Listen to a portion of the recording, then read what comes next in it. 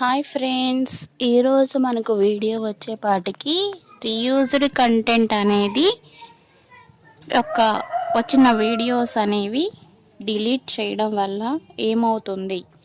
ఈ reused content అనే వీడియోస్ని డిలీట్ చేయడం వల్ల ఒకవేళ మానిటైజేషన్కి అప్లై చేస్తే కనుక వాటికి వచ్చిన ఆ వాచ్ అవర్స్ అనేవి, అంటే వీడియోకి వచ్చిన వాచ్ అవర్స్ అనేది తగ్గిపోయి మానిటైజేషన్ అనేది అవ్వదు.